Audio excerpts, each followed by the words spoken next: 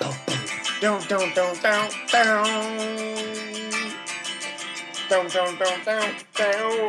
Bow, bow, bow, bow, bow, down. Ladies and gentlemen, welcome to another episode of the F to the L to the double O. That's right. It's the Bleepin' Fluid. What's up, everybody? Hey, Fantasy League of Ordinary Gentlemen here. No big deal, right, guys? Oh, nothing. Ain't nothing. Ain't nothing happening. Huge, guys. This is the last pod, probably, before the NFL season kicks off. Like, we're recording on a Thursday night. 1 week from now, we'll be watching live NFL football. Oh, my gosh. With or without pants. No pants. Clothing optional. Guys, I It's am been the... decided. Guys, I am the commish Joshua T. Hicks. Glad to be back from my mini hiatus. Missed you guys so much. But here we are, and let's get to it, guys. Let's go around the table. We got a new segment, new show we've never done in all of our podcasting together. So to my left on the Zoom, the man who he hosted while I was gone, killed it.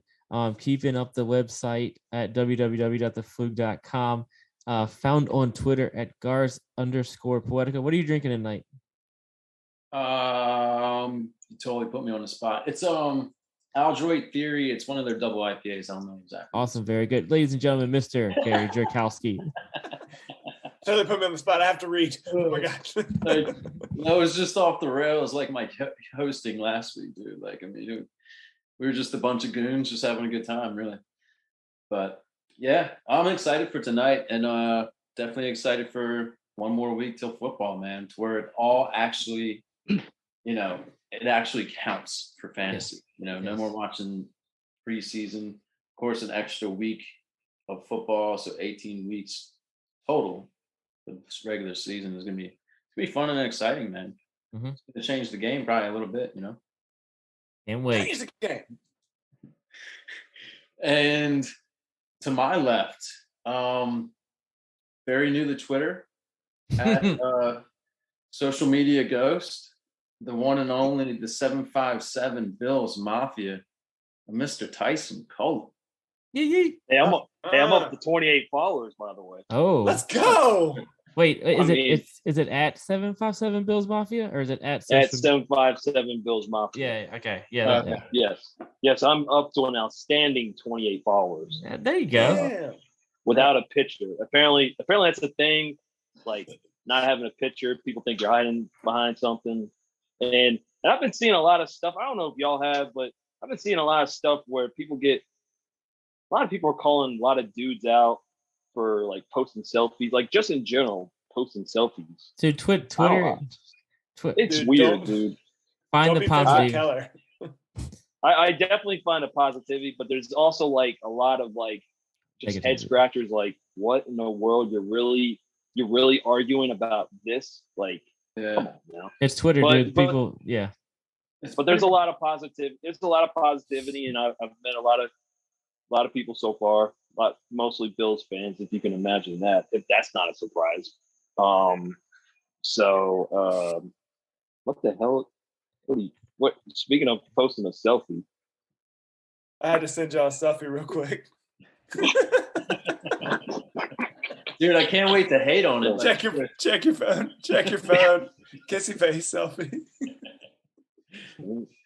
but yeah. So I'm actually enjoying it. Other than the occasional like, what the fuck? Like, Yeah. What are y'all fucking talking about? But What are you going to the Bills game next weekend? There's a bear shit in the woods. Are you really going? You got tickets? God damn. Does a bear shit in the woods? I mean, that was a question. Dude, Ty's starting the season strong. That's not. Dude, Oh he's no! coming hot. It gets better.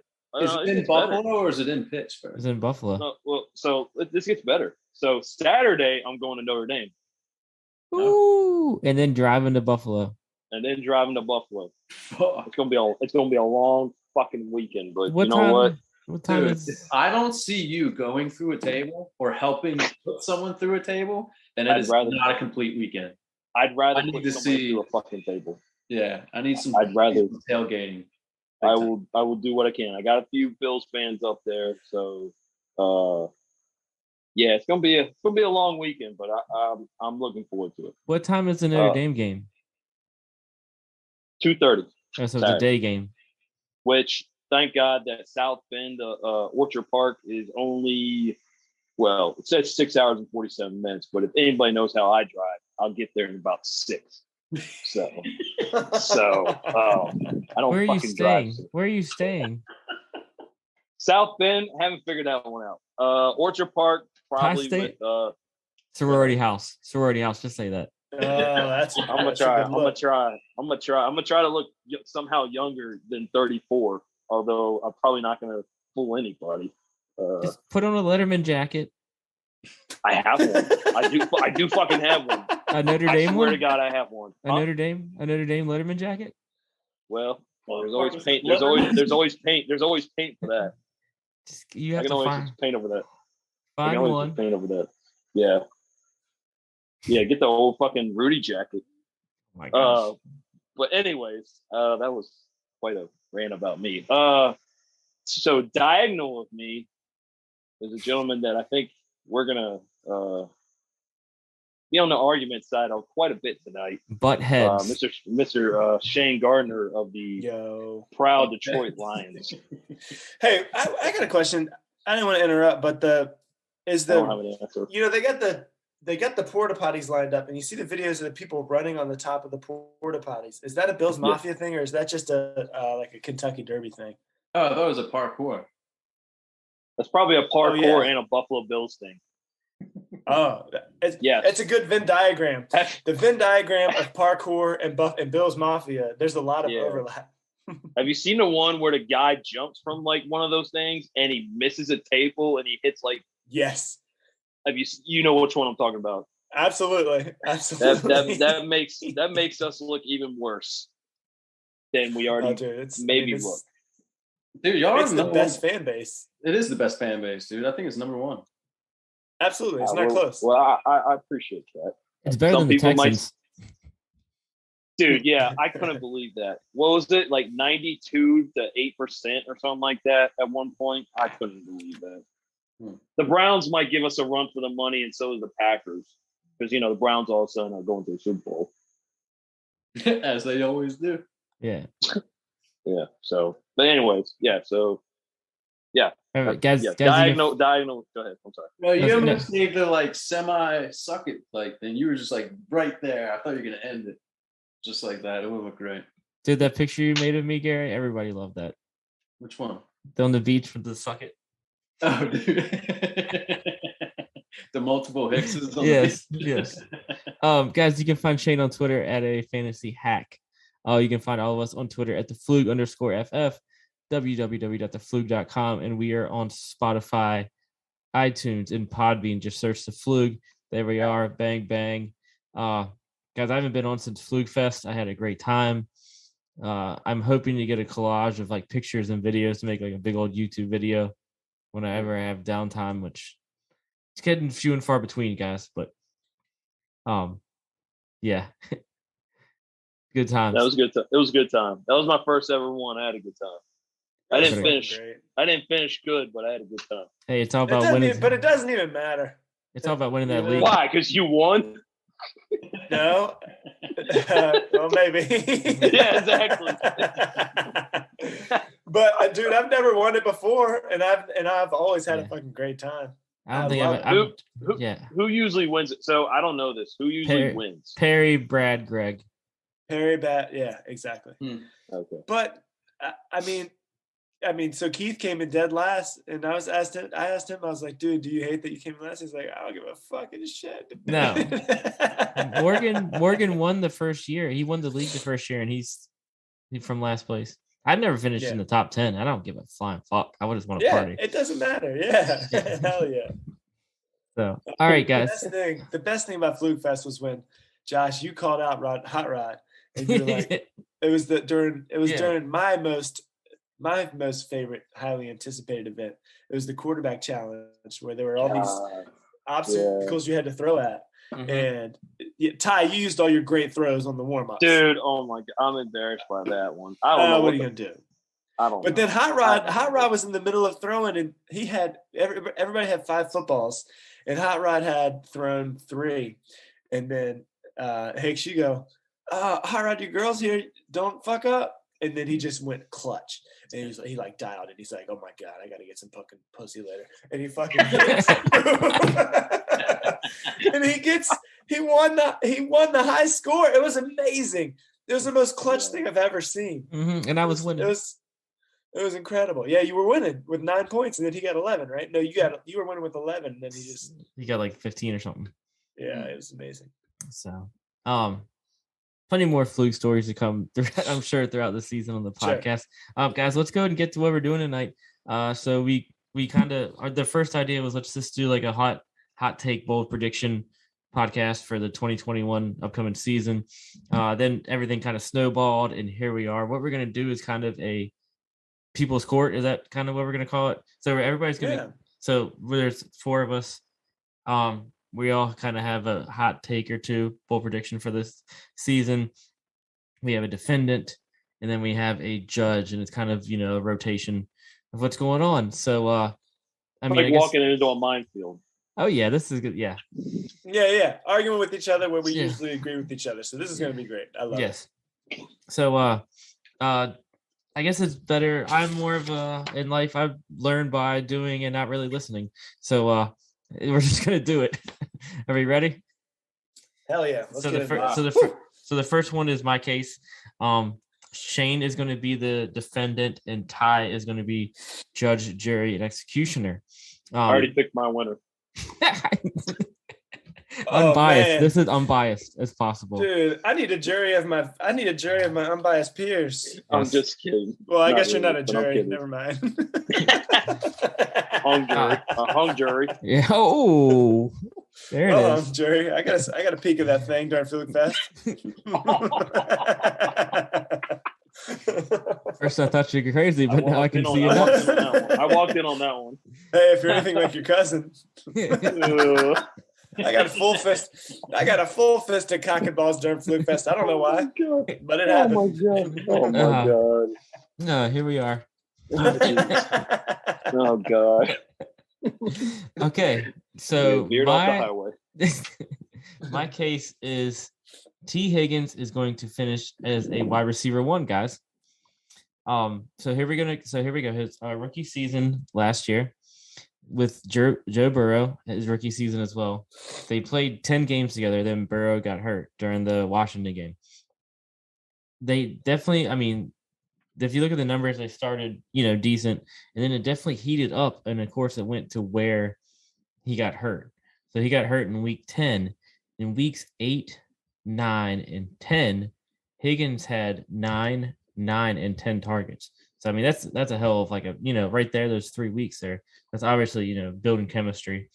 Of course, there's some Twitter rant saying Jamar Chase is struggling a little bit. I kind of looked at some of the catches that he caught during the preseason. And everything was kind of like screenish, nothing downfield, just kind of like a dump off to him and see what he could do. Going back to 2020. T. Higgins had the highest average yards per reception of all the Bengals in 2020. It was 13 and some change. You got Burrow for a full season. The O-line has definitely stepped up. They made some additions, which I think was kind of their weakness last year, one of their weaknesses. Of course, Jamar Chase is in the backfield now. I'm just a wide receiver now, excuse me. There's 104 targets available with AJ Green gone. I'm not saying they're all good at Chase, but I mean, that's definitely more opportunity. I looked at where T. Higgins finished, and then I kind of looked at some wide receivers that finished above him in 2020. Here's kind of a list of the guys that I think we can start splitting hairs. Here's some guys that I think he can definitely jump over. Cole Beasley, Marvin Jones, Corey Davis, Brandon Cooks, Adam Thielen, Curtis Samuel, Tyler Lockett, and let's see what all 3 of the Steelers wide receivers do. So that's a solid couple guys. I really think that T. Higgins has a chance to jump over and again jump into the wide receiver one conversation. That's all I got. Can I say something? Yeah, Judge. I'm pleading to you. You mentioned Cole Beasley, so you've lost already. Goodbye. Wow. Damn. I'm just kidding. I'm just kidding. I'm sorry. Anyways, go ahead. All right. So here's the thing. I like the idea. I like T. Higgins as a player. But the problem is at some point, Ja'Marr Chase will settle in. I'm having a problem finding this right now. But okay. AJ Green had the most downfield targets. And he also had the most quote unquote uncatchable targets from Joe Burrow. But here's the thing. AJ Green and Joe Burrow didn't have that chemistry. I think AJ Green's heart wasn't in it.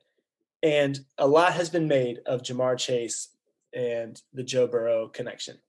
And it's really easy to dismiss. As a matter of fact, it's kind of disgusting. Okay, excuse me. I was wrong. T. Higgins had 107. AJ Green had 104.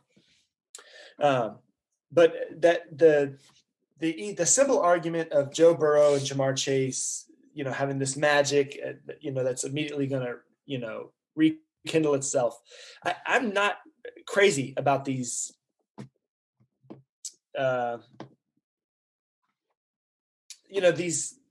These ideas that just come up that just say, well, you got to get Ja'Marr Chase because Joe Burrow knows him. I'm not crazy about those, but it's not only that. It's the fact that I do firmly believe that AJ Green's heart wasn't in it. I do firmly believe that without a preseason, Joe Burrow didn't have time to establish a connection with AJ Green. AJ Green was a hurt guy. He's been hurt a lot. He is long past his prime. Now, here's the other thing.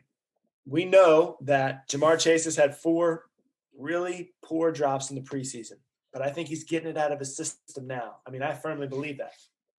One of the things that's kind of coincidentally played into this is Matthew Berry released his 100 Facts, which is a great article that I recommend that everybody read today. But he had a lot of good things to say about another receiver on that team, Tyler Boyd. Here's one of them. Since the start of 2018, Tyler Boyd is wide receiver 18 in total points. Tyler Boyd is a consistent guy. T. Higgins has kind of established this reputation, I believe, among drafters as a consistent wide receiver 16 to 20 type. And I think what you're saying, Josh, is that he's going to emerge. I just don't see it. It's not that there are too many mouths to feed. It's well known that this is not a great offensive line.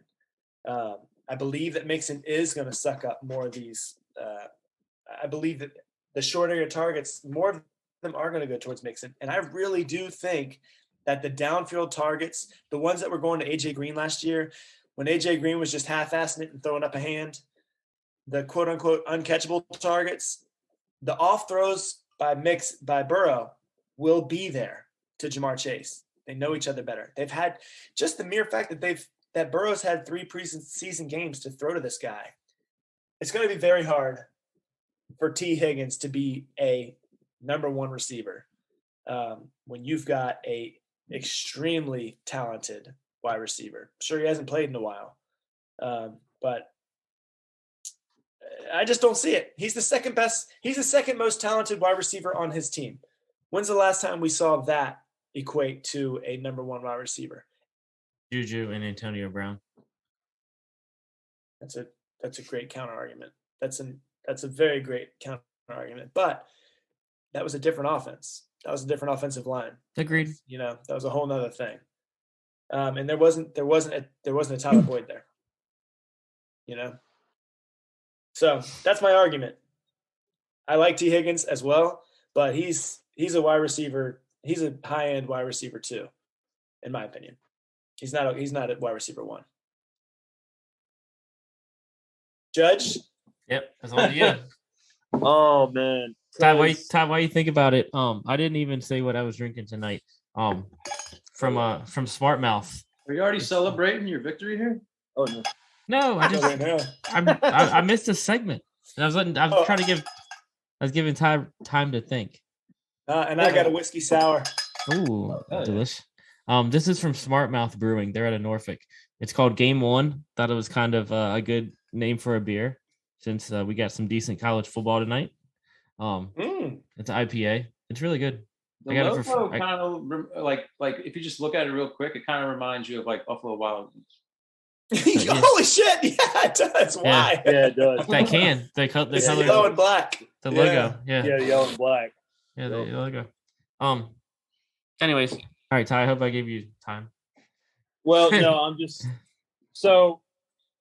One of my arguments was going to be that CeeDee Lamb, Claypool, Judy, Higgins, and Justin Jefferson were all going to be in the top 16.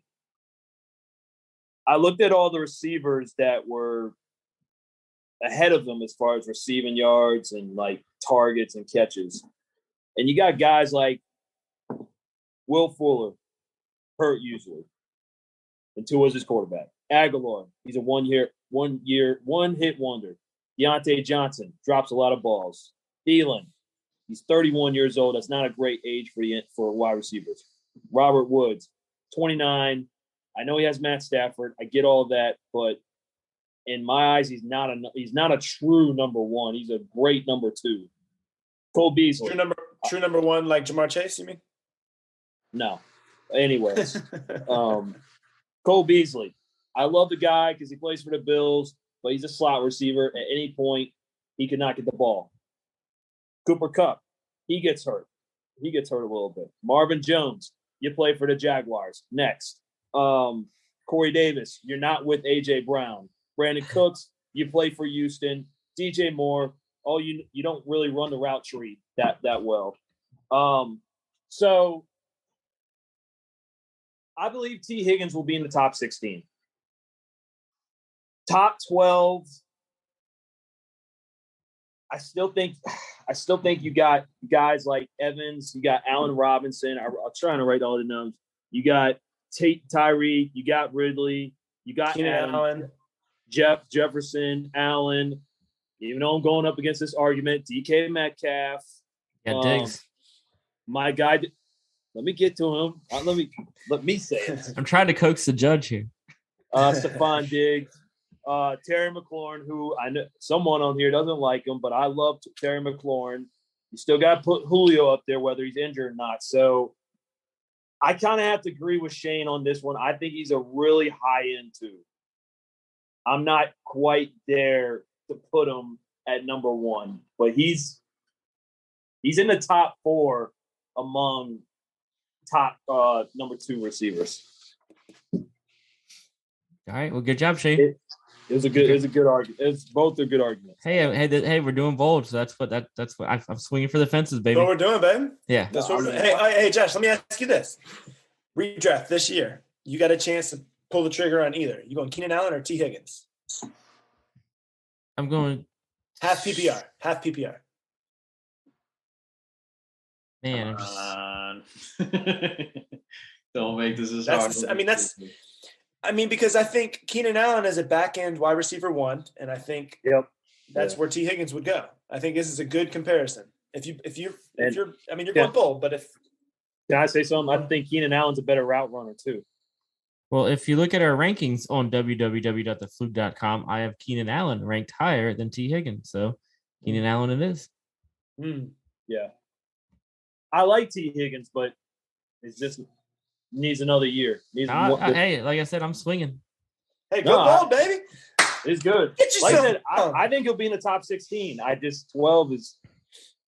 We'll see. All right, Ty. Yeah. So, with that said, the point difference between 12 and 16 is negligible, most likely. Yeah. All right, guys. Let's go to the next one. That was a good start. I guess hopefully everybody gets the gist of it. All the listeners. All right, Ty. You are going to present your case. Gary is going to be the defendant, and I am judge this time. So, Ty, you have the floor. This is Gibson, Yes. Antonio Gibson, right? All right. So Antonio Gibson, you look at the guys behind him after 10. Najee Harris, you're a rookie. You play for the Steelers. Your offensive line sucks. And I hope y'all suck the first week. Joe Mixon, your offensive line sucks and you get hurt. Austin Eckler, you're a good running back. You're a great receiving back. You're not an in-between the tackles running back, in my opinion. Clyde Edwards-Helaire, you're on a pass-first team. Josh knows that firsthand. Chris Carson, I love Chris Carson. I love the type of running back he is, but he gets hurt too much. Dave Montgomery, you play for the Bears. You don't know what you're going to get. James Robinson, you play for the Jaguars. DeAndre Swift, sorry, Shane, you play for the Lions.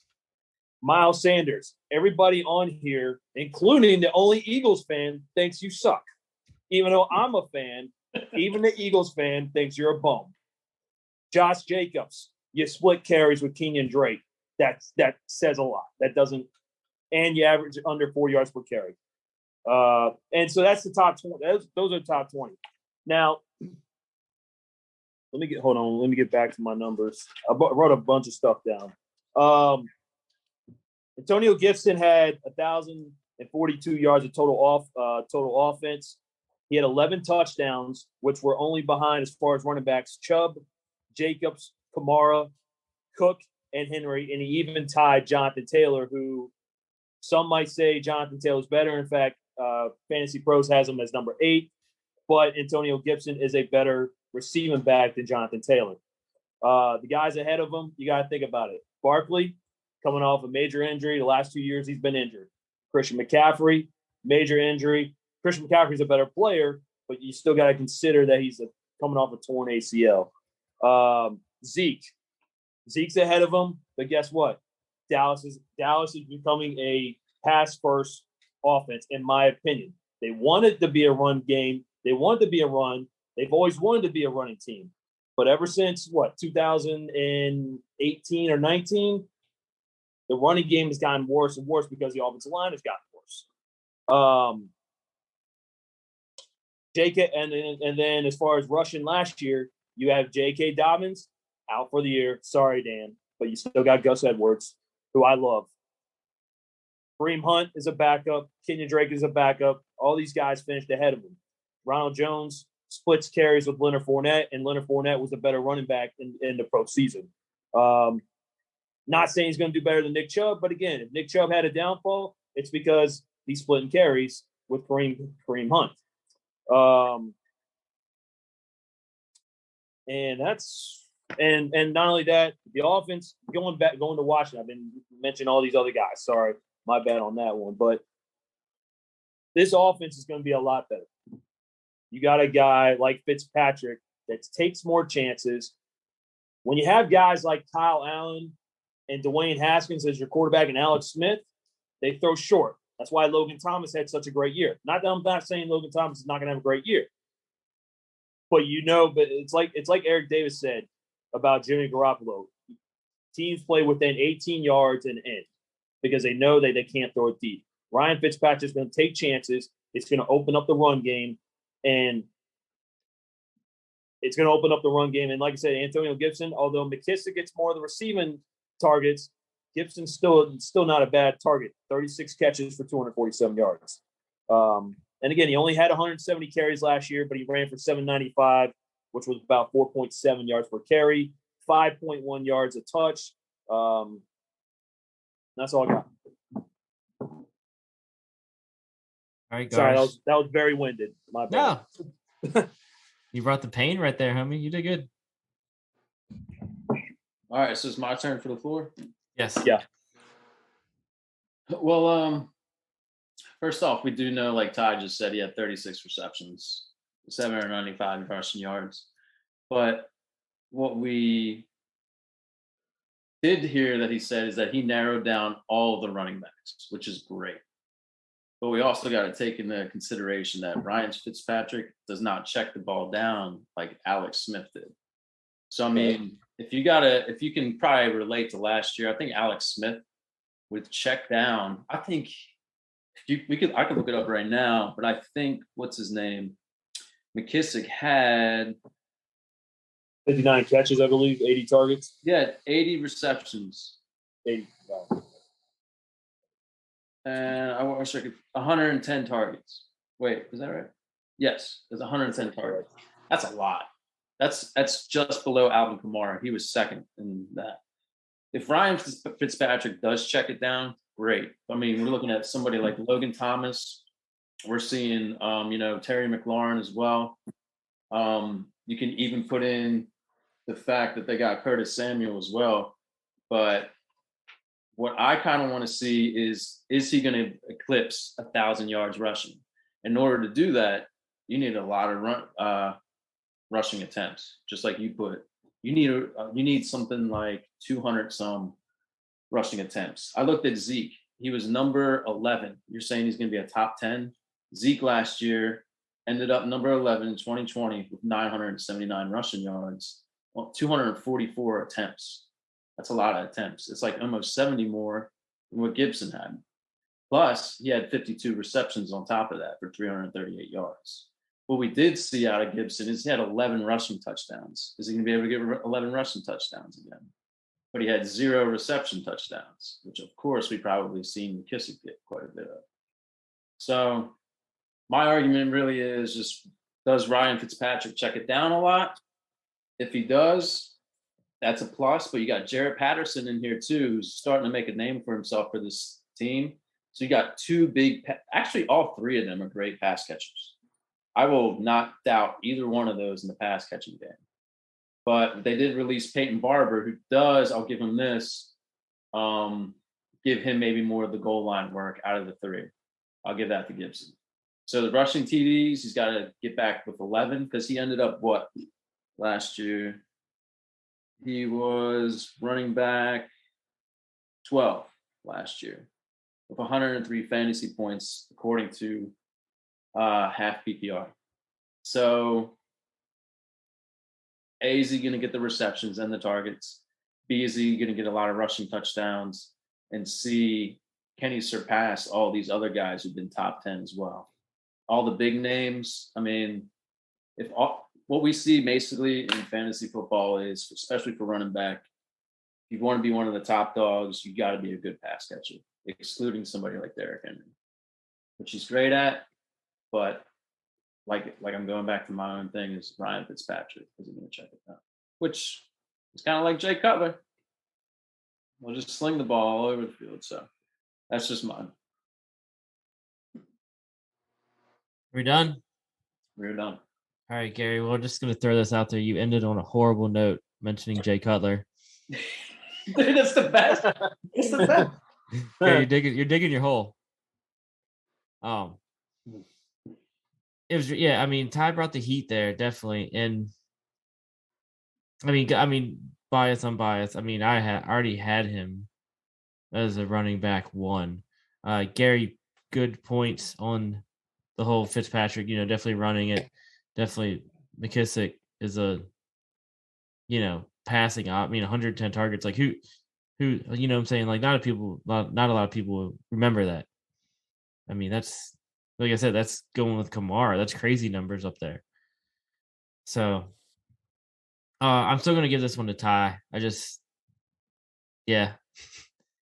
I mean, I try to put as much against it as possible. Yeah, no. So I mean, I got him as a top 10. Yeah. All right. Let's go on to the next one. Shane, this is your argument.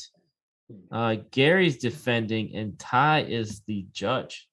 Well, I'm glad looking at the last one that Gary's defending, because motherfucker ain't got the smoke. And here it comes. Wow. And here it comes. Calling a shot. Wow. And this was all passion. If you watched preseason week 3, you know that Marquez Callaway is a baller. I mean, dude is sick. He had 2 nasty touchdown grabs. I think one of them, I don't know. I don't want to say handful, but only a couple of handfuls of receivers in the league who can make those catches. Jameis has supported big time wide receivers. He throws. He's got big volume. Sean Payton, he's had Drew Brees. He's had a pinpoint accuracy guy. That's why Mike Thomas was so great. They were, I don't want to say more of a reserved offense because it wasn't a reserved offense, but it wasn't a Jameis Winston Buccaneers type offense. But I think it's going to be a Jameis Winston Buccaneers type offense. Remember the year when Jameis led the league in passes and touchdowns and interceptions? I don't think it's going to be quite that again, but I think it's going to be big time. And I think there's a pretty select group of people he's got to throw to, honestly. I think Jawan Johnson's a pretty good bet. And I think his number one, I think it's pretty clear is going to be Marquez Callaway. I don't know what's going on with Traquan Smith's health, when he's going to be back, if he's going to be back. But I think even when he is, he's not the number one. It's been taken over by Marquez Callaway. Kamara would catch his out of the backfield, but it's not going to be like it was with Brees. It's just this is an argument of passion. I pass it on to you, Garth. The floor is yours. I mean, it is a passionate one, and I totally agree to that.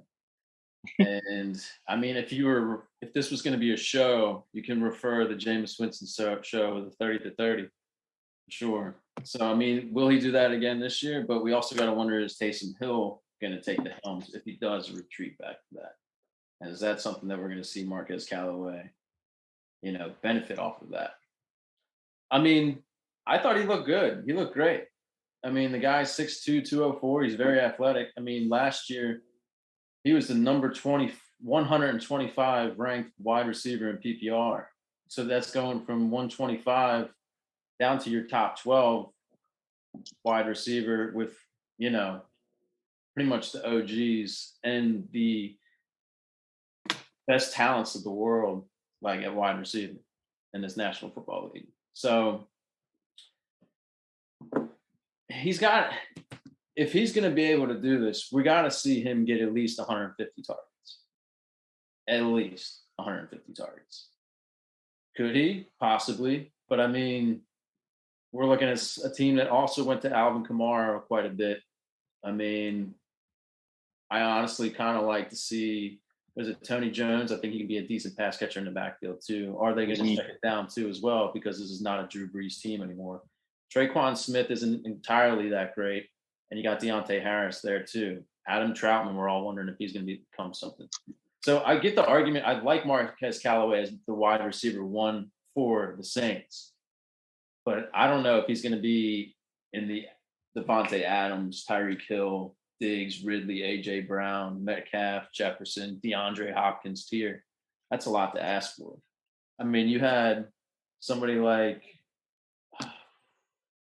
Allen Robinson, who last year he had 151 targets and 102 receptions for 1,250. Is Marquez Callaway going to be somebody we're going to see 100 yards per game this coming year? And I mean, touchdowns are a big thing for the league too. I mean, we've seen how he can stretch the field, and by God, I think he can do it to get like some deep passing touchdowns. But is he going to sustain value like that? Go from, obviously he didn't get much playing time last year, but like I said, the 125th wide receiver in the league to a top 12.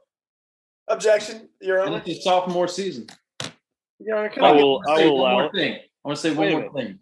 I wasn't able to say whether I allow it or not. He needs to be one more thing. Okay. As a wide receiver, he literally needs to be the James Robinson of 2020. That's what he needs to be. But if that's asking a lot. You normally do not see that ever. Well, Your Honor, may I proceed? You said you normally do not see it ever. You normally do not see it, but sometimes you do. And he is the James Robinson. You took it out of my mouth. So good for you. You said he needs to be. He is it? He is it? He's the Chris Carson, the James Robinson, but of receivers. I mean, this guy is a unicorn, and it's going to be. You just gave stats. He's not going to do it with the targets, but all he needs is 7 or 8 targets from Jameis a game. That's the beautiful thing. He doesn't need 11 or 12 targets from Jameis a game. It doesn't have to be that. With these catches that he can make, he might be able to do it with 6 or 7 targets a game, honestly. And it's going to be touchdowns, and it's going to be long yardage. That's what I believe. Here's the thing, as long as Michael Thomas is out, he's top 10. And this might change the way the Saints feel about Michael Thomas. I have no idea what's going on with the Michael Thomas and Saints drama, but there clearly is something. And it seems, I don't know, from the little bit I've heard, Michael Thomas doesn't want to go back to the Saints. And it kind of feels like the Saints have always kind of wanted him back, and they've been ready to take him back, the whole like girlfriend thing. There's the girl that you love, and she doesn't want to get with you. And then, as soon as she's ready to hang out with you for a day, you're just like, oh, okay, fine. But then you get a new girl in your life, and she's banging, okay? And she's way better than the other girl ever was. And she's doing shit that the other girl never did. And when this other girl comes crawling back to you, you don't even need to worry about it. And then you know what happens? Classic case. What always happens? Now the girl wants to come chasing after you because you got a whole nother thing that's working for you. And it's working for you. I mean, working for you. And getting that WAP. Ooh, come on, man. Come on, get that WAP, boy. Hey. Sorry. Make that oh my god. My god. This was bold, but I can see it. And I really can see it with 8 targets a game from Jameis.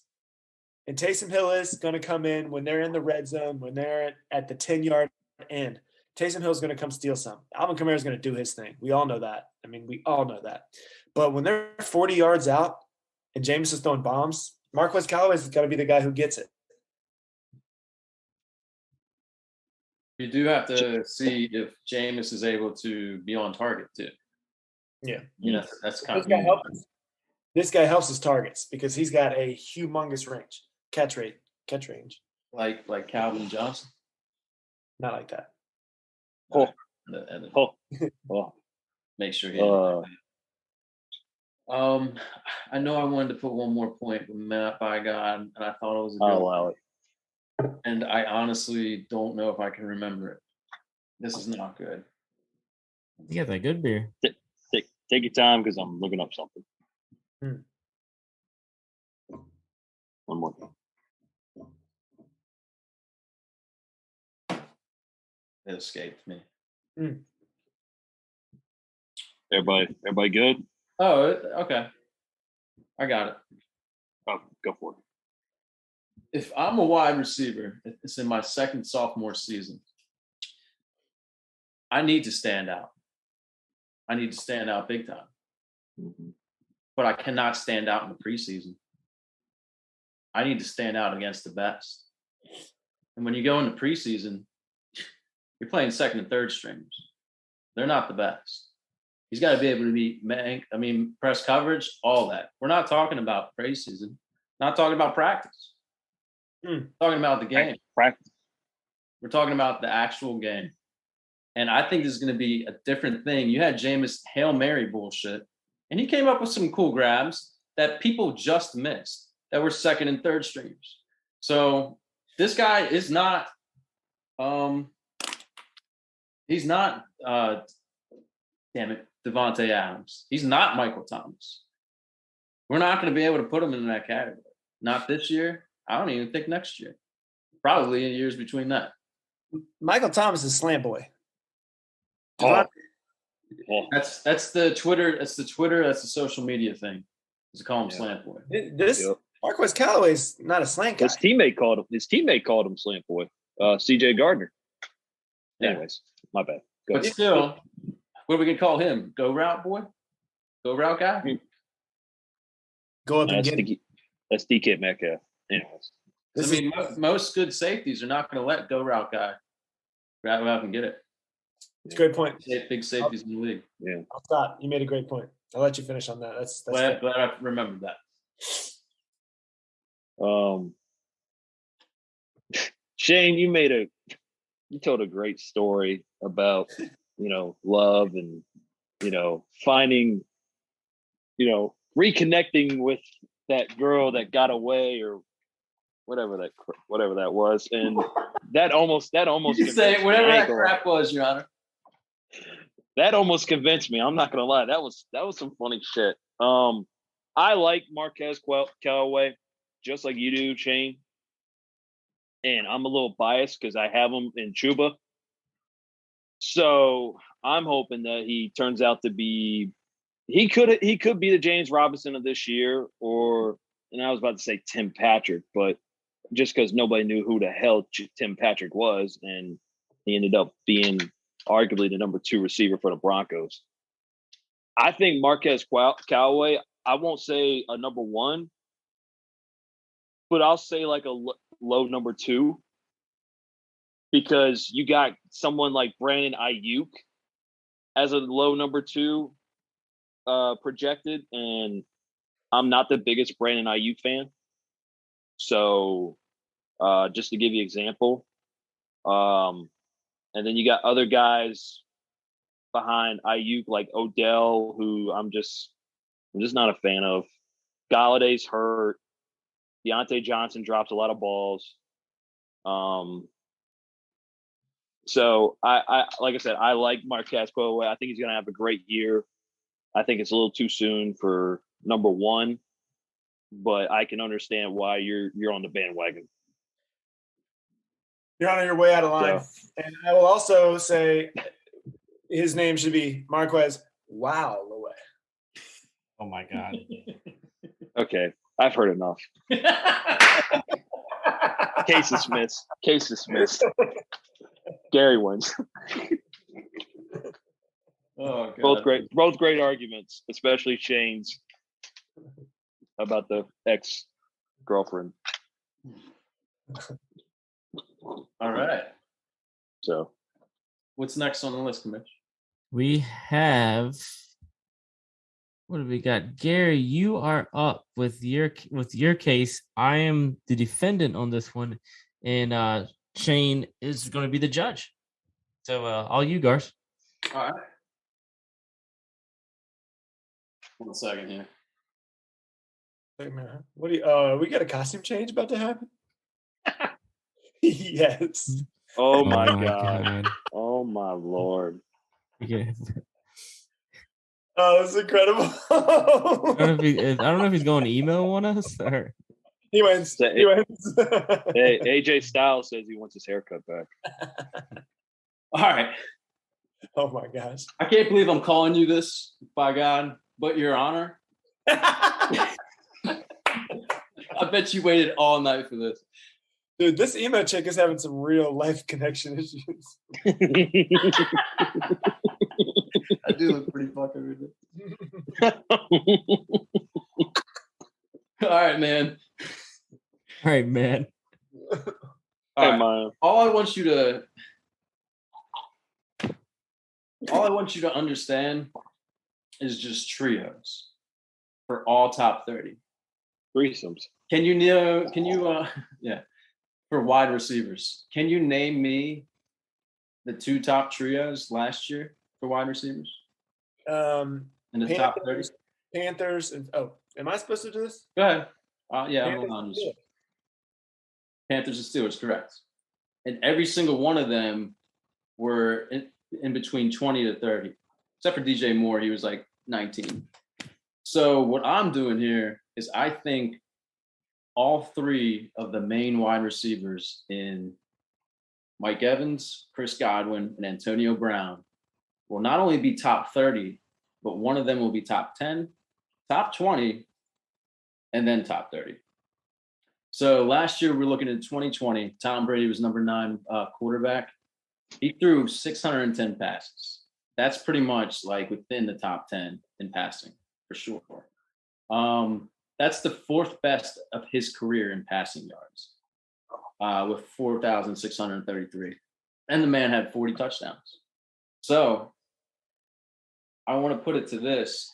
Of those 3 wide receivers last year, he threw to them 42% of the time. So Mike Evans ended up being number 10, had a full 16-game stretch. Chris Godwin was number 31. He missed 4 games. But I will say this, he missed 4 games. If he were to put in those 4 games and did the math, he would come up to 199 fantasy points, and he'd end up being the wide receiver 15 for 2020 ahead of Amari Cooper. Antonio Brown was number 67 in wide receivers, but he missed 8 games. So I did double what he did last year, give it a little back. But he did 183. He would have done 183 fantasy points, which puts him at wide receiver 20 ahead of Juju. Now, that's a lot. That's saying a lot, especially if all 3 of those guys were on the field. But you also got to think the running backs last year, I did the math, only had 16% of the target share. The tight ends, only 21%. And those 3 wide receivers had 42%, which left the other 21% Scotty Miller, Tyler Johnson, Justin Watson, and you're going to see Jalen Darden now, possibly. But I think these 3 wide receivers are not going to be 42% in target share. I think they're going to be well above 50. I think it's going to go to that. I mean, you're still going to have Gronk, who's going to be there as well. But think about those trios I was talking about earlier. Pittsburgh and Carolina. Do you see Terrace Marshall being a top 30? Do you see the trios, again, of Juju, Chase Claypool, and Deontay Johnson all being top 30? That one's a possibility. But I will also slide in that Cincinnati, we do like that trio too. They could possibly be a top 30.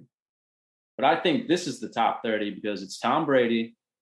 The man put up the 4th best passing yards of his career last year with the new offense that he's been in. And now he's got 3 of the best wide receivers you can argue in this league too. So, I also wanted to put this into top 30 last year. I think you can agree with me that these 4 should not be in there. Marvin Jones, although we both love Marv. Cole Beasley. Will Fuller will miss 2 games. And Nelson Aguilar. So that's 4 other guys that these 3 have to replace. That's all I got for right now. All right, defense, I'm up. Gary, I really like all the points that you said. I do think that all 3 definitely, odds are that they finish as top, wide receiver 3, that's top 36, top 30. I think where you're shooting yourself in the foot, where you're setting the trap, where you're giving me an opening, is saying that one was going to finish in the top 10. And this is why. You brought up Antonio Brown. Well, here's one of my reasons. You brought in Antonio Brown. In 8 games in half the season last year, he got 61 targets. That's 20 less than Chris Godwin in 4 games. So he would have been on pace to get more targets than Chris Godwin right there. Mm-hmm. Let's go to Mike Evans. Mike Evans barely went over 1,000 yards last year. Scotched over 1,000 yards. His albatross is he got 13 touchdowns, right? Which I think, that's kind of like, that's I don't know. I just think that's Adam Thielen. Yeah, that's Ebron 2 years ago. I don't think that will happen. I also want to throw another mix that they threw into their passing options. With this team is a mouth to feed operation. They added Gio Bernard, a pass catching running back who, as everybody knows, he's him getting 80 targets. I think is easy. Mike Evans obviously was a goal line guy. I get that. Will Gio get the targets there? Doubtful. But like I said, he's going to chip into it. And this whole situation, they're all great players. Again, I think they will all be top 30, top 36. But I just think, top 10, I think it's just going to be tough for these guys to break into. with, I mean, just the target share essentially. And I mean, I'm not going to put, I mean, I don't know what's for the sake of time, I'll say Mike Evans and Godwin are they going to be the ones that are going to be in top 10. I'm not putting them above Devontae Adams, Tyreek, Diggs, Ridley, Metcalf, Nuke, Justin Jefferson,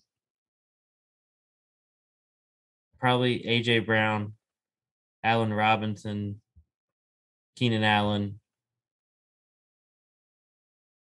Yeah. McLaurin, DJ Moore. So I'm not putting any of those guys above in the top 10 essentially. So I agree with Gary, but I think what I'm going to say is again the top 10 thing. I'm not putting any of those guys in the top 10. Can I go right back? The defense rests. Go ahead, yeah, hell yeah. Yeah, Tom Brady had 40 touchdowns that he passed. And these guys together, with two of them missing 1-8, 1-4, that's literally 12 games between the two of them. These guys, all three of them total, had 24 reception touchdowns for the four of them out of 40 passing touchdowns. So I think Tom Brady is way capable of passing 45 to 50 this year, especially with that extra game as well. I mean, this team, they're going to make every team literally, they're going to show why they were the Super Bowl champions. And Tom Brady, back when he was in New England, they wouldn't just sit there and run the ball when they're up one. They're going to shove it down your throat. If they're up 50-12, they're going to keep on passing. And I do believe that Gio Bernard, that's why I kind of put that in consideration as well. That I think that running backs from last year, they got that 16% target share. It'd go back up to 20 to 21%. But we're also indicating that 21% of these targets are going to go to those other four wide receivers, which I don't think they're going to see the field whatsoever, especially when you have those three studs being there. So I get it. I totally get it. That Gio Bernard, he should pretty much not take away from the wide receivers. He should take away from Ronald Jones and Leonard Fournette in their targets, because, I mean, we both know that those guys aren't incredible pass catchers, and this is why they pretty much brought in Keyshawn Vaughn, or not Keyshawn Vaughn, Gio Bernard. So what was going to say? As long as these wide receivers, one of these guys hits double digits, it'll bring him to a wide receiver status because all three of these guys are capable of hitting at least 1,000 yards. And I think they're all capable of meeting the top 30 because they're all alphas in their position. And with multiple wide receivers from the trios I've stated previously, I mean, one, if not both trios could produce a max of 2 top 30. So, I mean, it's like I said, that and the whole Marvin Jones, Cole Beasley, Will Fuller, Nelson Aguilar ordeal, that paves the way for somebody like Chris Godwin, who was the number 31, who was just on the cusp of being in the top 30 while missing 4 games. All right, I have a question. Yes. You guys, these are both incredible arguments. I have 2 questions. First, is it possible for somebody to figure out how many games they won or how many games they lost by a touchdown or less? Is that possible to find? Yeah, just go back to their hold on. Can you continue as to why that's a good idea to look up? And I think it would be a good idea to figure out how many field goals they kicked, because I think both of you are making incredible arguments. Said by a touchdown or less? Yeah. You got a tie. Yeah. So I lost to the Saints by 11, lost to Bears by 1. Second time against the Saints by 35 points. Rams by 3, Chiefs by 3. So they lost 5 games total, 3 of them by 3 points or less, and then the other 2 they got mollywopped. So 3 games. I'm gonna give them 5 more passing touchdowns. I mean, you guys both just made fucking amazing arguments. My problem. Do I need to put the tie and headgear back on? Do I need to dress up? Can I interrupt real quick? Did you Yeah. ask how many field goals? Yeah, but I don't think that's a huge deal, actually. Okay, never mind. Gary's point got me. Gary's point about Brady not taking the foot off the gas pedal is what got me. And I agree with that. And I remember that, actually, as a matter of fact. Josh, you got me with the how is Mike Evans going to be top 10 when these guys did it? But he was last year. We might have new receivers that move into the top 10, but he does have a special skill set. And I think it's going to be much better. I think it's possible. I think there's a chance we have 3 in the top 20, to be honest. And I agree with you, Hicks, that the problem is finding one in the top 10, but I think there's going to be one. So this was an incredibly well argued case. Thank you. But at the very end, I'm going to have to give it to Garce. Hell yeah. Hell yeah. I did some fucking research on that, boy. That was a good one, boy. That was a good one. That was all from the hip. Oh, That's good. all right. So right. next, that was you got that quick, dude.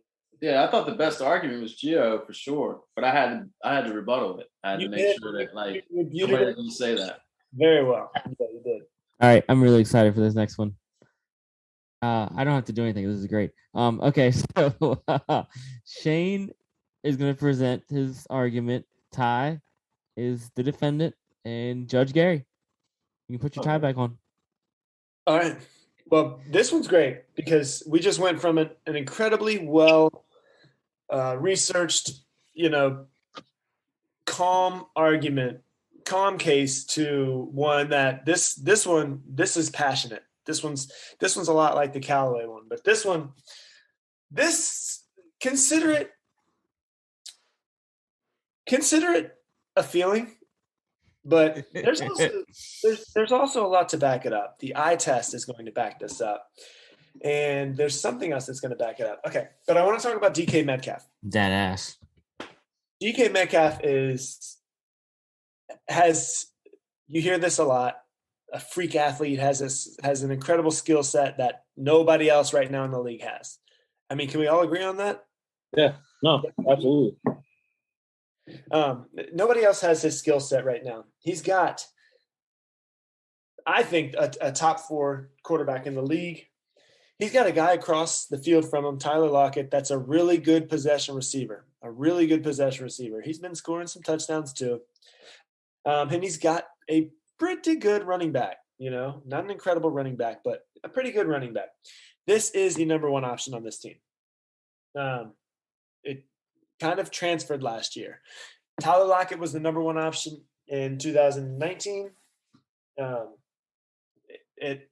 was a changing of the guard last year, and this will be the year where it takes off. Okay, you guys remember seeing videos of the space shuttle when you were kids? The space shuttle is a defunct program now, but do you remember the space shuttle? You would see it, and at first it would take off, and when it would take off, it would slowly come off the ground, and then you'd watch it, and the tower would break away, and then it would get up. Who knows? 50 miles, I don't know, 100 miles, 500, who the fuck knows?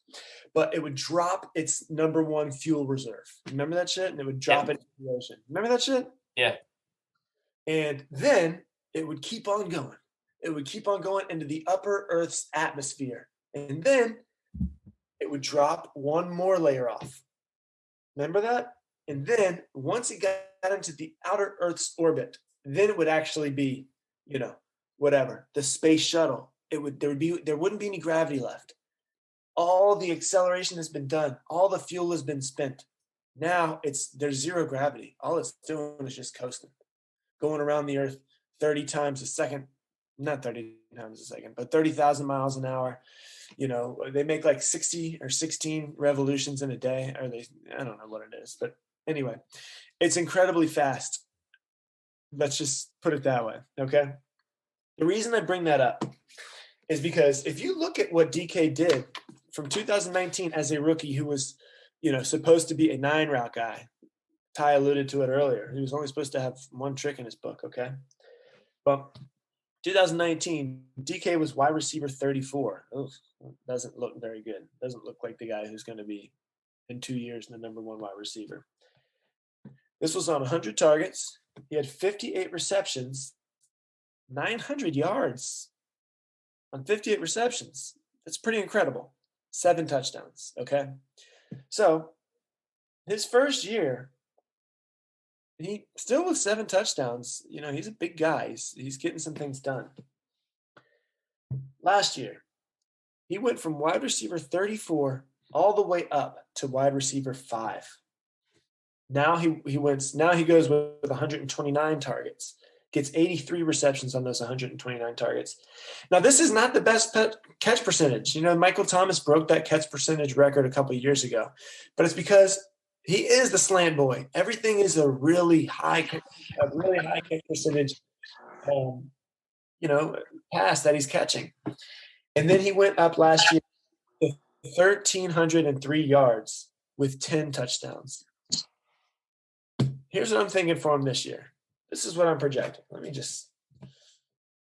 First of all, he's the wide receiver 1 this year. DK Metcalf is the wide receiver. Not a doubt about it. 2021, he is the wide receiver 1 this year. And it's not going to be many more targets than 129. I'll put him at 145. They're going to be very valuable targets. I'm going to put him at 90 receptions. I'm going to say 1,400 yards, but I'm going to say 15 touchdowns. This is a guy that's gotten better every year. He's good after he catches the ball. 15 touchdowns? What's that? 15. He said, ooh. Yeah. 1,400 yards. 15 touchdowns. Everybody remembers the famous play when he ran down your boy Josh. Buda Baker. This guy he just has it. He's built to be the face of the NFL. He's got the magic. He's got the mojo. He's just got it. Everything's there. Everything's there. Would you say he's got the touch? He's got the touch. I would say that. And as much as I love Tyler Lockett is he took a little bit of a step back, especially in the second half last year. And it's going to happen again this year. And it could just mean more targets or more pass attempts from Russ. Because Tyler Lockett's a damn good player. A damn good player. But to be number 1, you don't need to be the only receiver on your team. Tyler Lockett can still be good. For DK to be number 1 and Russell Wilson to still get plenty of pass yards. And that's all I got to say. All right. So Next. I agree that DK Metcalf is a once in a generational talent. From the eyeball test, he's probably, from a wide receiver standpoint, he's the guy that you would want to create. But the fact of the matter is Davante Adams, DeAndre Hopkins, and yes, my guy Stephon Diggs are all still at elite level, and quite frankly, can run better routes, and can run the route tree, run more routes, and can run the routes better. All right. I've seen Diggs and I see Adams catching all these short passes 5 yards out, 2 yards. I've seen Stephon Diggs, I don't know how many times, on 3rd and 1, catch that 2 yard hitch route and take a hit. DK will run a slant. I've seen him run a slant and do that. A lot of his stuff is the yards after the catch. He's not going to get, you got Davante Adams, 149 targets, 115 catches. Stephon Diggs, 166 targets, 127 catches. DeAndre Hopkins, 160 targets, 115 catches. Even someone like, I know Gary loves him, and I'm starting to love him too, Calvin Ridley, 143 targets, 90 catches. He's not going to be the guy that gets 160 targets. I just don't see it happening. I can see him getting 100 catches. I'm totally with you. And I'm totally with you that he could get 1,400 yards. But a lot of his yards is depending on whether or not he can break the tackle, which most of the time he can. But people are going to adjust to that. And I think they're going to run the football more. They're not a great pass blocking team. The Bills themselves had about 7 sacks on their offensive line last year. Their offensive line is terrible pass blocking. Chris Carson is coming back, and I don't care what anybody says. Chris Carson healthy? I love a Chris Carson healthy because he runs fucking angry. He's not a guy that's gonna dance and all this shit. He's gonna fucking run it up and fucking pound somebody. I think they're gonna run the football more than they did last year. Look at the options they had last year. They all sucked, in my opinion. But and like you said, Tyler Lockett is still reliable. In fact, you brought it up, the inside the 20s and inside the 10s. Tyler Lockett was more effective inside the 20s and the inside the 10s. Tyler Lockett, 6 targets, 12 catches, 8 touchdowns inside the 20. DK Metcalf, 16 targets, 8 catches. Did have 5 touchdowns. And then inside the 10, Lockett, 9 targets, 8 catches, 7 touchdowns. Metcalf, 10 targets, 4 catches, 4 touchdowns. When you get inside the 20 and inside the 10, you know that you're not going to be able to cover Metcalf one-on-one. That's the Calvin Johnson rule. Shane, you want to know that. There's a picture of Calvin Johnson getting double teamed at the goal line, and people are going to start doing that with DK, and that's going to open up somebody like Tyler Lockett or somebody like Chris Carson. They're going to run the football, or Gerald Everett. Gerald Everett, not the greatest tight end, but he's a better, no disrespect, but he has a better quarterback than he did last year. He had Jared Goff throwing it to him. Now he's got Russell Wilson. Jared Everett's going to be more involved.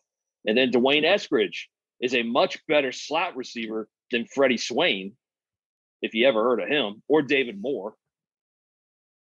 Oh, yeah, David Moore got cut by the Panthers, so that speaks a lot. Damn. So I think Adams, I think Diggs, I think Ridley, and I think Hopkins all run better routes. They run more routes. And Diggs and Adams and Hopkins are still at that elite level. Now, Shane, I will agree with you. In about 2 years, because you got to remember, Devontae Adams is 29. He's going to be 29 this year. Diggs will be 28. Hopkins is 29. It is coming. Metcalf being maybe the number one guy is coming. I can't agree more with you. I just don't think it's this year. I think he's – and people after like A.J. Brown. A.J. Brown's like behind him. But I like DK better than A.J., and Shane just went somewhere. I'm here. But, I mean, I do agree at some point DK will be the number one overall receiver. I just don't think it's this year. That's all I got. Okay. Sorry. Wait, can I come back? Yeah. Absolutely. I don't know where I went. I can't see you, but yeah. I'm gone. Sorry. I don't know what happened. Okay. Ty, I want to talk 2 things. Yes. Yep. Calvin Johnson did get double teamed, but it didn't stop him from being the number one wide receiver in the league. You made great points. I agree with. I mean, you made great points. Devontae Adams, I'm throwing away because that was a magical season. He had 18 touchdowns, but then if you look at everybody from Devontae down, Devontae Adams, 149 targets, Tyreek, 135, Stephon Diggs, 166. Calvin Ridley, 143. DK Metcalf is number 5 with only 129. Hopkins is behind him with 160. He's so valuable with his targets. 1 target to DK Metcalf is more valuable than a target to anybody in the top 5. You know what I mean? So it doesn't have to. Yeah. Go. I'll just close this with this. Yeah, go ahead. He doesn't have to get up to 160 targets. He doesn't have to get to a higher target range. Excuse me. To ascend, and they can double team him. And I think that he can work through it. You done? Yeah, I'm done. Okay. Sorry. I didn't want to interrupt. Yeah. No, I agree. He can work through the double teams, and I agree. Like I said, he's the dude you create as a wide receiver or as a football player. He's the dude you want. He's the guy that's 6'2", wherever the fuck he is, 240. He looks like he's 240. He runs a fucking 4.3. He's that guy. But he's 6'3", 230. Yeah, whatever. I mean, whatever. But you get my drift. I mean, the guy was about to run the Olympics. But the problem is that Devontae Adams, I mean, who they're going to throw it to Devontae Adams. Let's be honest, because there's nothing else. They got decent receivers, but none of the receivers are the capable of Tyler Lockett. The Cardinals, everybody love Christian Kirk. Christian Kirk sucks, dude. All right, I'm sorry. Everybody loves some Christian Kirk. He freaking sucks. And then Larry Fitzgerald retired. And then their running backs are James Conner and Chase Edmonds. Mm-hmm.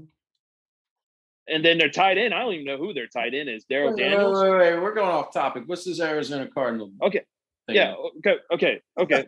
My point is they're going to throw it to DeAndre Hopkins. DeAndre Hopkins is still going to get more targets than DK. Devontae's still going to get more targets than DK. Stephon Diggs might not. Okay. I will say that. Stephon might not probably won't get 166 targets like he did last year. Calvin Ridley, again, I mean, I know they got Russell Gage and everybody loves some Russell Gage, but I still think Calvin Ridley's a better route runner than DK. I agree. That he can run the full route tree, and I agree that DK cannot. But Right. neither can Calvin. Calvin Johnson couldn't run the full route tree. You can't when you're that big. When you're that big, I agree. You can't. You just can't do it. That's not how you win. I get that, but DK, a lot of his production comes on yards after the catch. You can't always expect him to get yards at the catch. That's a great point. You can't bank yards after catch. I agree with that. I get 15.7 yards per catch is unbelievable, but it's the yards after catch or the occasional go route, which to Gary's point about Marquez Callaway, now he's in his third year. They're going to be playing teams that are going to put a safety over that side about every time. Just like with Justin Jefferson, that's going to happen too. Justin Jefferson is a great rookie. People are going to start putting rolling coverage towards him. So that's all I got. All right. Well, both very good arguments and cases. I think y'all both forgot to mention that Brian Schottenheimer, the offensive coordinator, is no longer there. Mm-hmm. And it's Shane Waldron who came from the Los Angeles Rams as the passing coordinator, I think. Mm-hmm. So that changes things. But I did see that Russell Wilson still had 550 passing attempts. I did look into golf real quick to see like what he had last year with the Rams was still 550 some. So that didn't change significantly, but I think this could be a little bit more passing offense, although what is the head coach's name? Pete Carroll. Come on now. Pete Carroll. I mean, I always can think of when I think Seahawks head coach is Chew Chomping from Morgue. Where's Morgue? That's all I remember. I love Pete Carroll. But I do want to say this. Wasn't it the beginning of the season when Russell Wilson was going off? Yes. Like going off? Yes. And DK was benefiting that quite a bit. I do remember that. They need to keep doing that. I mean, I hope they keep doing it. I like both of y'all's arguments. I like Shane's, of course, but like I have to say, number one is a very big stretch. Very big. I mean, I think it will happen. Sorry, Judge. I kind of think top three, I would almost agree. Like pretty much I'd be like, okay. The top five, absolutely. Without a doubt. Top three, I'm going to say, yeah, I definitely see it because he's got the physicality. Although he doesn't run the best routes, he still has the physicality to rip it away. Yeah. And doesn't matter how slow he is in breaking out of those routes, he's still going to be able to muscle his way through. And most guys look like, children when they're next to him. Or on the defensive side. For the children. Those cornerbacks. And I just said, go ahead. I was just going to say, like I said, just to reiterate, he's going to be 24 at the end of the year. And like I said, Hopkins, Adams, and Diggs are almost 30. So I do agree with Shane in the sense that at some point, maybe next year, probably in 2 years, DK will be number one. I do agree with that. I just want to say that.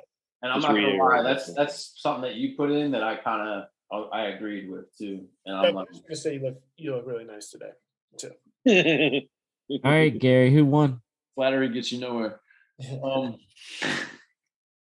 I'm gonna go with Ty just because I think it's just really hard for him to be wide receiver one. I think he can definitely be it within the next year. Like he can be the guy for sure. Swing it for I the thought it fences. was a That's great that's what we're well, doing. also I do want to say, although Shane's rocket analogy was great, it Yeah. kind of reminded me of Billy Madison's "The Puppy That Lost His Way" when he was Oh, trying no. to explain. What's the puppy that lost his When way? he's trying to. Don't you remember on Billy Madison? I award you He no said the points. puppy lost his way. He tried to do it with Industrial Revolution or something like that. Veronica Vaughn. So hot. No, I don't remember. What the touchdown? All right. Well, watch the end of. No, tell the story, please. Well, it's the Like, all puppy you need to lost know- his way. He's like the puppy is like the industry, and then him trying to find a way is like the revolution. He said, And then the host was like, "You have made everybody in here not understand what you were saying." No, it wasn't that bad. But I liked your analogy. But like, I think like DK is going to be. I think he's going to be great within the next couple of years for sure, dude. I think he already hit top 5. That's amazing from him going to 34-5.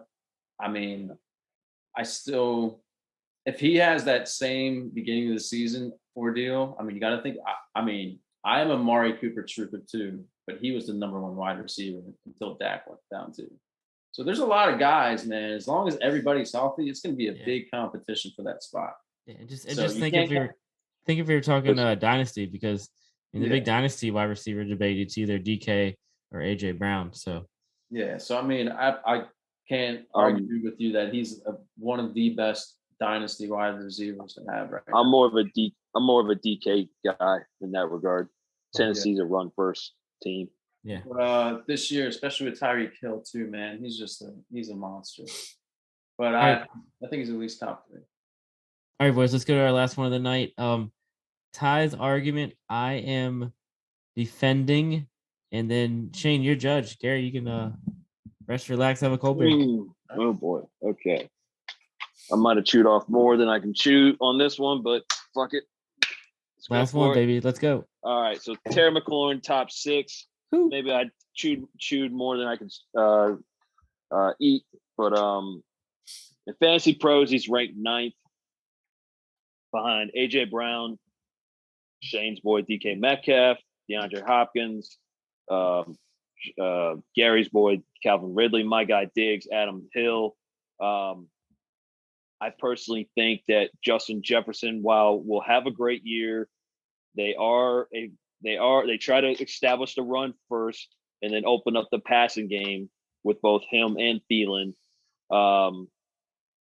And again, teams will figure out eventually with Justin Jefferson.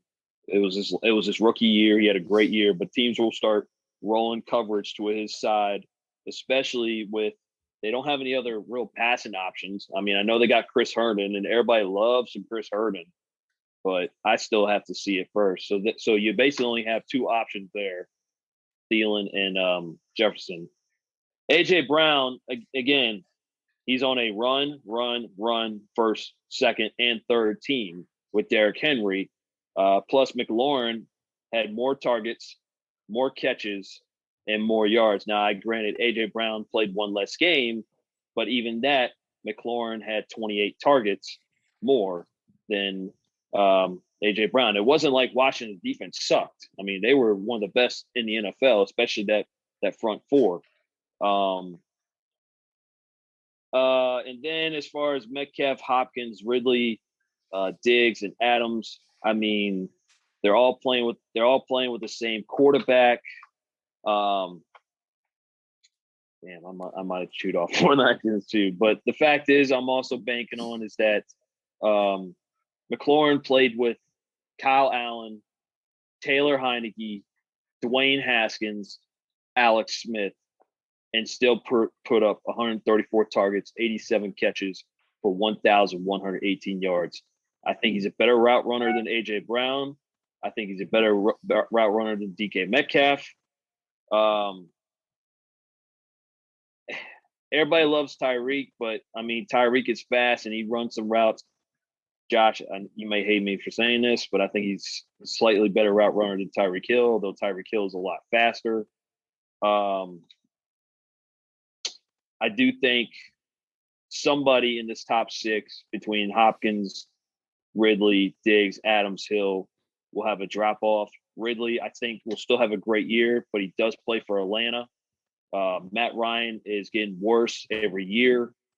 I think that they're going to try to establish a run with Mike Davis. I'm not a big fan, but I think they are going to try to establish a run with Mike Davis, plus maybe take some pressure off of Matt Ryan because their offensive line sucks. And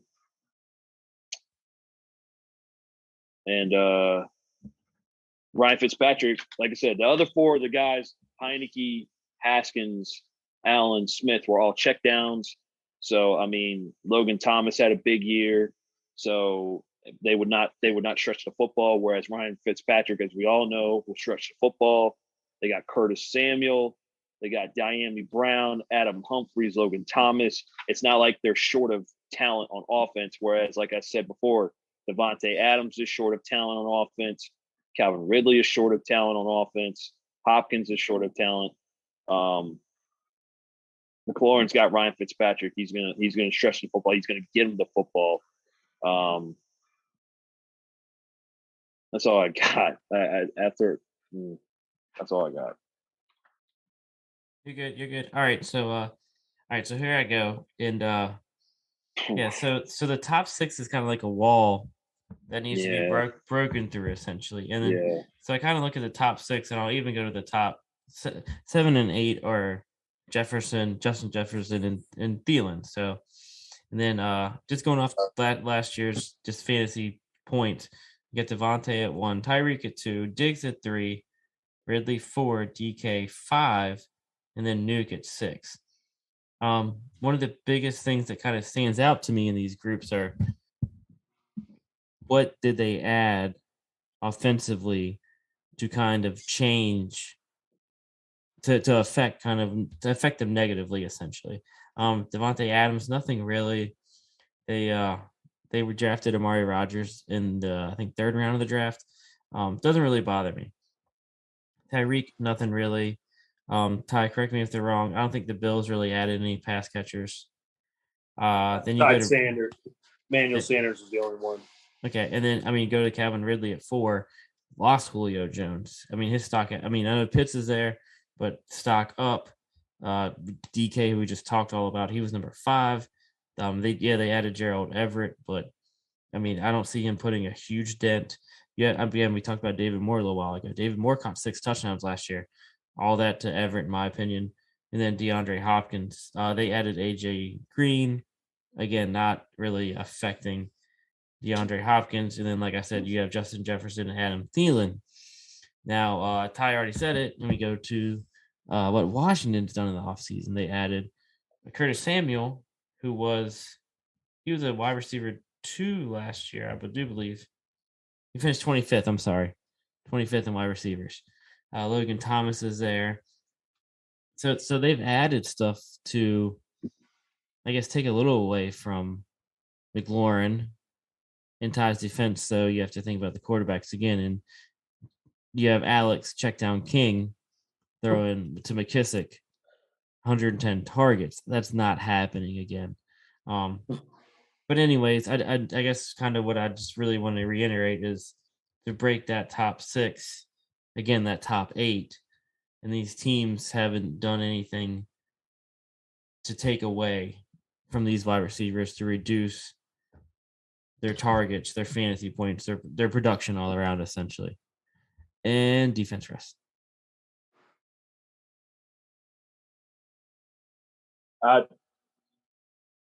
You know what? You might want to get.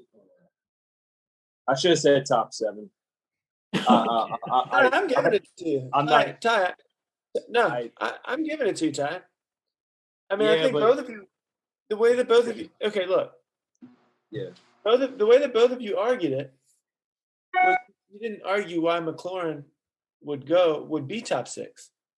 You both argued who was in front of him. Yeah. And DeAndre Hopkins had 160 targets last year And I can see Terry McLaurin getting more than 160 targets. You don't see it, Josh? Yeah. I can see Fitzpatrick. I mean, he likes to go deep. And I just read today that Fitzpatrick had the best deep ball accuracy of any quarterback in the league. I'm not a big McLaurin guy, but the way that you both argued it, you both argued who was in front of him. I mean, Josh, I think you argued it better, but I disagree that the wall is Nuke Hopkins. I think that he could take over the number 6 spot because of having Ryan Fitzpatrick. I mean, I'm kind of putting words in Ty's mouth, but with Fitzmagic, I think he could take that number 6 spot.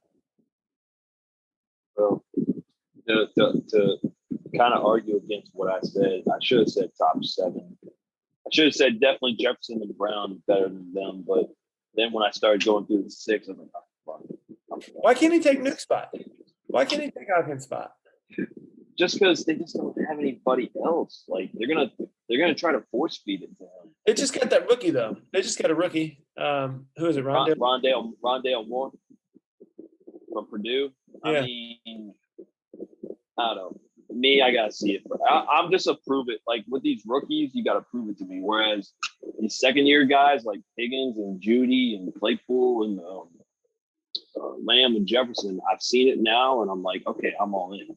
Yeah. But, yeah, I'm kind of going against my argument. After I started looking at my paper, I said, "Oh, fuck, I should have done top 7." All right. Well, okay. So I changed my ruling. This is It's all good. This is jury. The decision has not been made. Hung jury? Come back. Hung jury. That's yeah. all. It's all good. That's our last one. That's our last one. Just throw it out. Yeah. Who won? All right. Gary decides. I relieve myself of my duties. No, I was away for most of the time. Shane, you have to flip a coin. I give it to Ty. There you Sorry, go. Josh. I don't care. Okay. I don't care. All right, guys, that was the last one. That was fun. I think that was fun. I liked it. I thought we got a little too amped before we started recording, but it was a good time.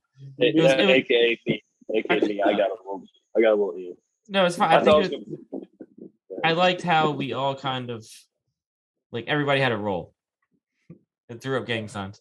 No, all good. All right, guys. That was very fun. Anything we want to talk about before we get out of here? That was a goodie. We'll obviously be back before the season starts.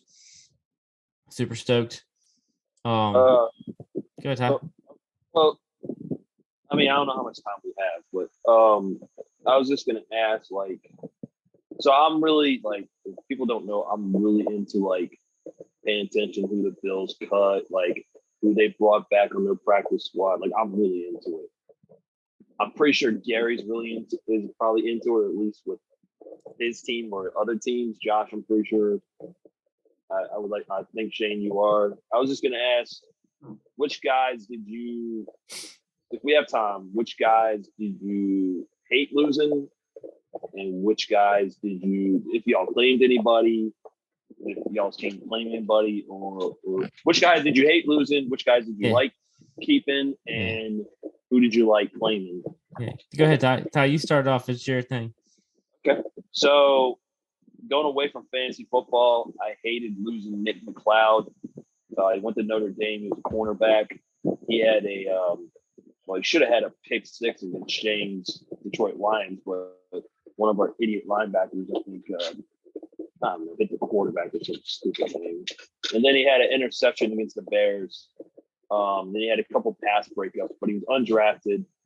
He got claimed by the Bengals. He was the only practice squad guy to get claimed. So I was kind of not happy about that. But we kept Joe Giles Harris. He used to play for the Jaguars and Duke University. I thought he was everywhere as a linebacker. I thought he was everywhere. He had a great preseason. And then we had Josh Thomas, another undrafted free agent from Appalachian State, safety. but because they have DeMar Hamlin, who I really like in the 6th round, they kept him and Jaquan Johnson as special team. So, but then they signed Josh Thomas back to the practice squad. He was another guy that was great in run support. Needs some work at pass coverage, but was great in run support. Laid a lumber. Was another guy that was all around the ball. So those are my guys. And I wasn't really happy about losing Jacob Hollister. I don't know why. I really don't. Yeah. I'm not a fan of Dawson Knox. I know everybody. I know Shane. One of you guys is a real big fan of Dawson Knox. I'm not. I'm just not. Maybe he proves me wrong this year. Maybe he starts getting separation. Maybe he can stop dropping passes. I don't know. That's all I got. My fault. All right, I can go for the Chiefs real quick. The Darwin experiment is over, unfortunately. Darwin Thompson. You know where he's at right now? Where'd he go? Tampa Bay. Of course. Really? Oh, because they need another running back. But anyways, yeah, he was kind of a Twitter darling and stuff. We drafted Cornell Powell, a Clemson wide receiver. I just kind of wanted to see what he was going to do. I mean, I'm not a what's his name, Demarcus Robinson. I've never been a fan of him. So Cole's got to step up. I've made that. And then I think he got drafted last year. We actually traded up to get him, and it was late, but he was a cornerback. I really like his name. His name is Bo Pete Keys. Again, he's a corner out of Tulane. So I don't know. He's a super late pick, but we actually traded up to get him the 6th, 7th round, which it is what it is. But I guess I don't know. Our secondary is not the best. Yeah, but I think Jarius Sneed's gonna be a good player though. Yeah, no, Sneed was a fucking amazing pick, dude. Yeah. So from Louisiana Tech, I liked him coming out. Yeah. I'm sure nobody heard of him, but I was like, this guy's gonna be good. Yeah. So, but that's it. Yeah. Darwin was obviously How about Jerick McKinnon for the Chiefs? Do you think he could be something this year? He's probably the number 3. We'll see.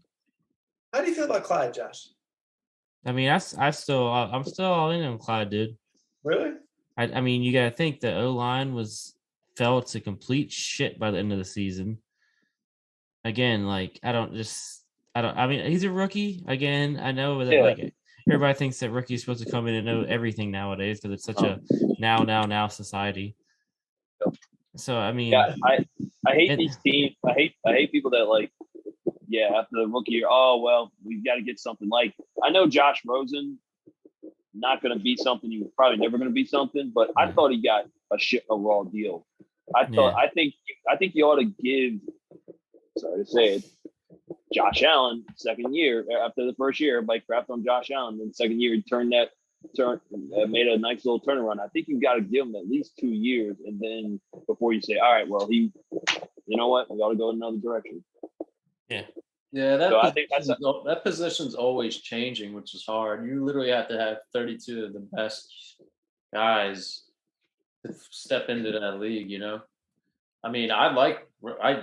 Everybody here knows for the most part. I used to love Rose, and I thought he'd be great, but there's shit that he would not be able to gather up. I think he's a good passer. He's pretty accurate, but sometimes he was just, not capable of doing what he could do. But it's just a tough game, tough league. He's with Atlanta now, so yeah, it's always the next man up. He did look good in Atlanta, though. Hey, you gonna get a Gardner Minshew jersey? Oh, you know what? That's a great segue to me. And Gary. I'm pretty excited to see Gardner Minshew, but I think Hurts should be the guy for this year, and I think he's going to be able to prove it. So, Minshew, I think, is a great backup. It'll be good. I think he'll be able to back up instead of Flacco too. We only paid a 6th rounder for him, which is great. It's good to see Zach Ertz kind of stay. There was a lot of speculation if he'd go to somewhere like the Jets. I think the Bills were in consideration at one point too. It's kind of good to see him there. He said he wants to ride off into the sunset with the Eagles, which is cool to hear. He said he just put all the differences aside. He had a good time in training camp, which is pretty awesome to hear. and he said he had a fun time. I think Nick Sirianni is going to be a cool young coach. It's going to take a while for him to get this team structured. I don't think this year, but maybe the years to come. They could be big contenders for sure. But the backfield is pretty interesting. I still like Boston Scott there. Like me and Shane talk about, I'm not the biggest Miles Sanders guy. Gainwell, we'll see if he can come about, but I think Boston Scott's, he's just so good, man. Everything he does, that it's just hard to want to take him off the field. So I don't think Gainwell's going to be much this year, but I think maybe he could be like one of those James Whites or something like that in years to come. But other than that, I'm just really interested to see Devontae Smith, man. Yeah, I can't wait to see him too. Yeah, he's looking really good. Who's Philadelphia played first week? Atlanta. Yep. Mm-hmm. What about you, Shane? You like it in Detroit? You know, I got to be honest. The Lions are such a different team this year. It's T.J. Hawkinson, and that's it. T.J. Hawkinson and DeAndre Swift. I mean, it's really hard to. They're just not my same old Lions. I got to watch them a couple games. You know what I mean? Because it's I'm gonna cry. I think that offensive line we talked about is like at least the top 10. So I mean, that's just something to see. I'm actually kind of. I mean, I hate to like just take your vibe, but I like Jamal Williams too, dude. Yeah, Jamal Williams, I think he could be good. He's a really very fun player. He's no slouch, dude. He's pretty good. No slouch. He's fun. He's good. He's really fun for like the fans and during the games and stuff like that. I just really want to see Swift progress, and sometimes kind of similar to what Ty said, like you wouldn't get these Zeke Elliott's if he had been sharing a backfield the whole time. You know, you would like these Adrian Petersons, like these running backs, I think, might not get a chance to prove themselves if they're splitting a backfield the whole time and then getting traded. Like running, just like a quarterback needs time to develop, running backs, I think, need a shitload of touches and need to be able to prove that they're durable and need to be able to get 50 touches to make one spectacular play. You know what I mean? So, you know, while having a backup is nice, if it's really going to be a big-time split, I'm not going to be happy to watch it, I don't think. And it's just a whole nother team. The over-under is either 4.5 or 5, depending on where you look. And I think that's about right. Yeah, I'm kind of with you on the Eagles. That's why I'm not expecting too much this year. Like, I mean, What's that? The Eagles, like, I'm just kind of the same. I'm not expecting too much this year. It's just like, can you at least get to 500, or can you at least make it interesting games? You know, that kind of deal. Like, you just don't get crushed. Yeah. That's kind of the thing for me. Well, I was happy.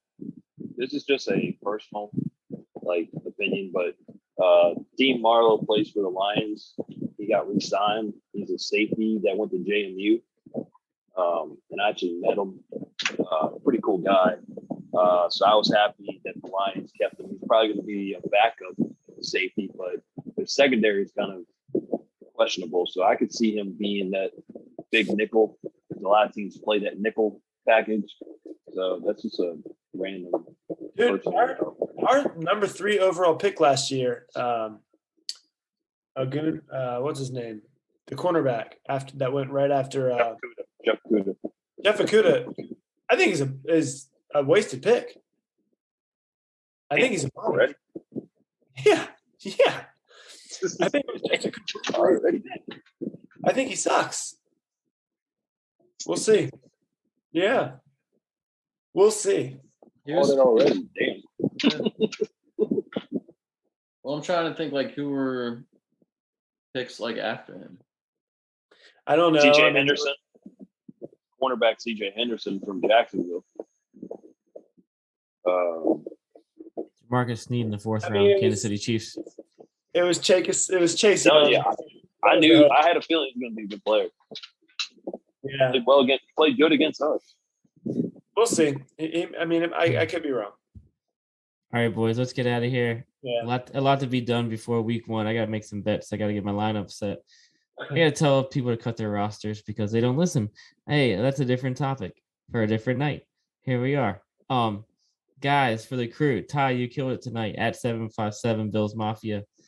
At Gars_Poetica at a fantasy hack. You can find me at jhicks84. Find all of us at the Fluke_FF. We're gonna be back for week 1, guys. Who's over 26? Huh? Who's What's over up? 26? Well, we'll talk about when we're done recording. All right. In 30 seconds, guys. Thank you guys for listening. www.thefluke.com. Everybody enjoy the college football this weekend. Again, get ready for NFL because it's fucking time. This is it. This is the last one. LFG, boys. It's here. Go Notre Dame, go Bills. It's here. Pants optional. Everybody have a good night. Yeah,